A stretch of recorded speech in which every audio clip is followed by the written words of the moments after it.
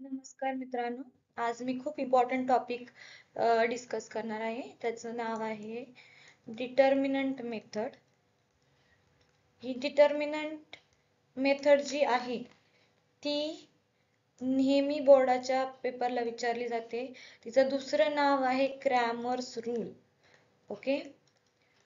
नेहमी हा प्रश्न 3 मार्कासाठी तरी विचारलाच जातो बोर्डाच्या पेपरमध्ये. आता नेहमी याच्यामध्ये मुलं काय चुका करतात तुम्ही पहिल्यांदा तर समजून घेत नाही. हा जो काही जी काही मेथड आहे ती याच्यामध्ये काय असतं, ह्याच्यामध्ये 2 इक्वेशन दिलेले जातात. 2 इक्वेशन कोणते असतात? सायमल्टेनियस इक्वेशन जे म्हणजे a1x plus b1y plus equal to c1 असतं. हे एक पहिलं इक्वेशन असतं आणि दुसरं इक्वेशन असतं a2x plus b2y equal to c2. असे 2 सायमल्टेनियस इक्वेशन दिले जातात आणि तुम्हाला त्याचे सोल्युशन फाइंड आउट करायचे. सोल्युशन फाइंड आउट करणं म्हणजे काय? x आणि y ची व्हॅल्यू फाइंड आउट करणं. आता ह्याच्यामध्ये आपण डिटर्मिनंट मेथड यूज करतो. या डिटर्मिनंट मेथडसाठी सगळ्यात आधी तुम्हाला फॉर्म्युले आले पाहिजेत. फॉर्म्युले काय आहे? डी म्हणजे डिटर्मिनंट तुम्हाला फाइंड आउट करायचा आहे. तो काय असणार आहे?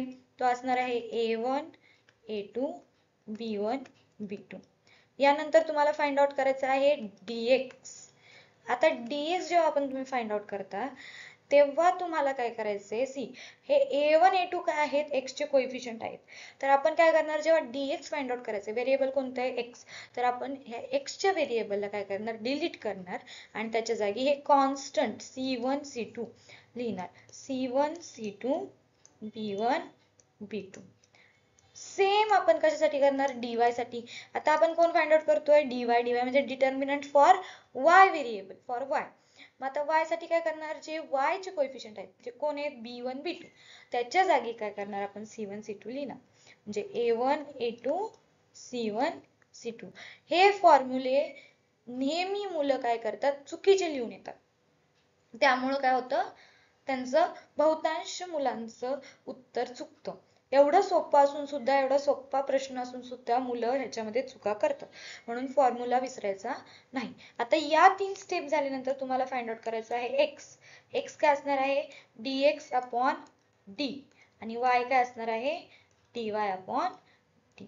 हे सगळं फाइंड आउट करण्यासाठी तुम्हाला 3 मार्क असणार आहेत आणि हा प्रश्न दरवर्षी पेपरला विचारला जातो. आता हे आपण समजून घेण्यासाठी एक क्वेश्चन सॉल्व्ह करूयात. तर हा क्वेश्चन मी घेते. Let's say 5x plus 3y is equal to -11. हे झालं तुमचं इक्वेशन नंबर 1. आणि दुसरं इक्वेशन आपण घेऊया 2x plus 4y equal to -10. आता हा प्रश्न जेव्हा तुम्हाला 2 सायमल्टेनियस इक्वेशन दिले जातात, आपण काय म्हणतो? अरे सोपंच आहे, मला माहिती a1 काय असतो, मला माहिती b1 काय असतो, c1 काय असतो, a1 a2 b2 c2 काय असतो. तरी सुद्धा घाई गडबडीत आपण चुकीचं लिहून येतो. त्यामुळं सगळ्यात आधी आपण काय लिहिणार आहोत? a1 a2 b1 b2 आणि c1 c2 ची व्हॅल्यू. म्हणून सगळ्यात आधी ते लिहायचं. b1 मध्ये काय दिलेलं आहे?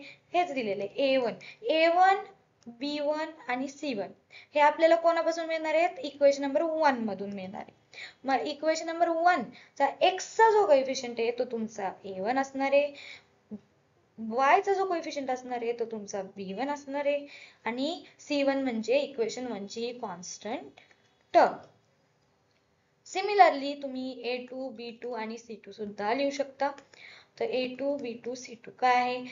x चा कोएफिशिएंट काय असणार आहे? तुमचा a2 दुसऱ्या इक्वेशन मधला, b2 म्हणजे दुसऱ्या इक्वेशन मधल्या y चा कोएफिशिएंट आणि c2 म्हणजे दुसऱ्या इक्वेशन मधला तुमची कॉन्स्टंट टर्म.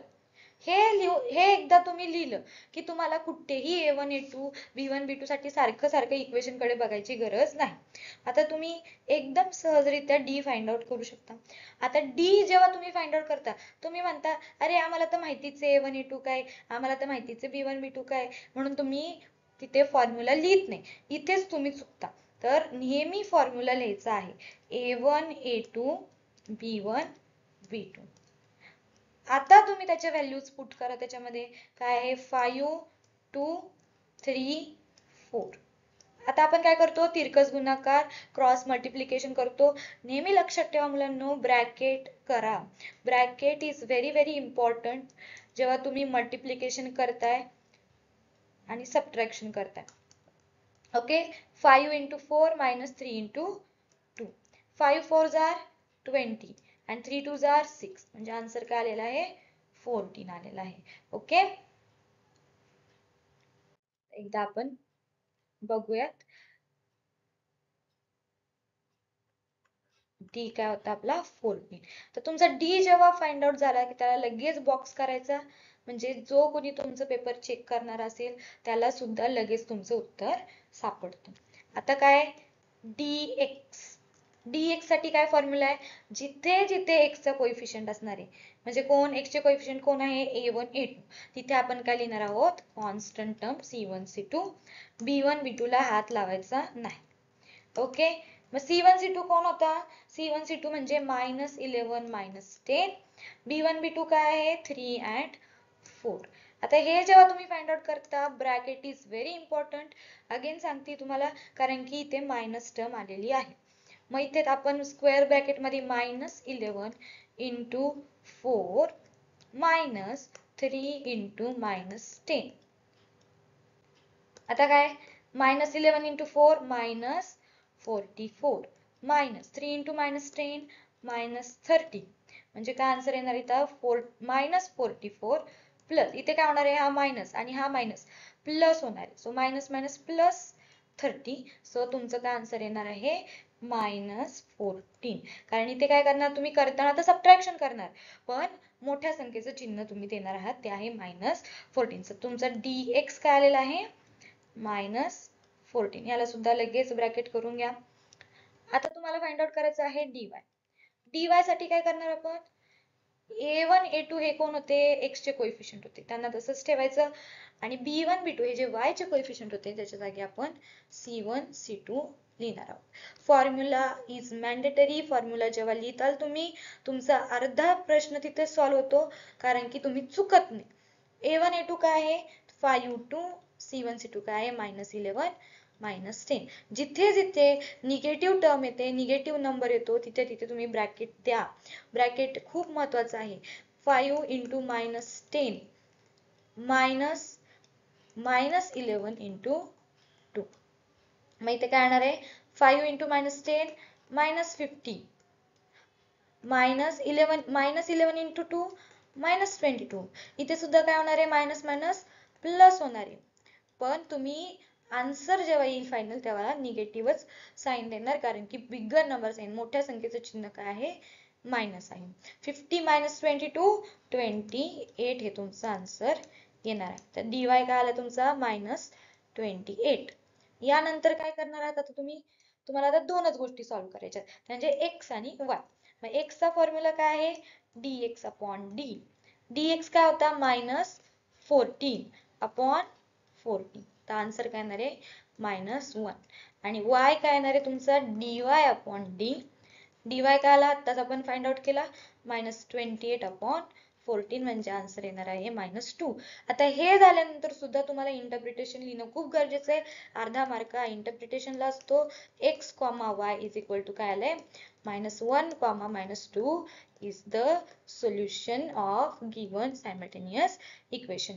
हे एवढं जरी लिहिलं तरी सुद्धा तुम्हाला पूर्ण मार्क मिळतील. कधी कधी असं होतं की तुम्ही पूर्ण प्रश्न सोडवताय बरोबर सोडवलेला आहे कुठेही चुकलेलं नाही पण इंटरप्रिटेशन नसेल किंवा तो नीट व्यवस्थित फॉर्म्युला सोबत सोडवलेला नसेल तर कुठेतरी तुमचा अर्धा मार्क कट होतो. तो अर्धा मार्क वाचवण्यासाठी प्रत्येक फॉर्म्युला लिहा आणि निगेटिव्ह साइन जिथे जिथे असेल तिथे व्यवस्थित द्या. थँक्यू.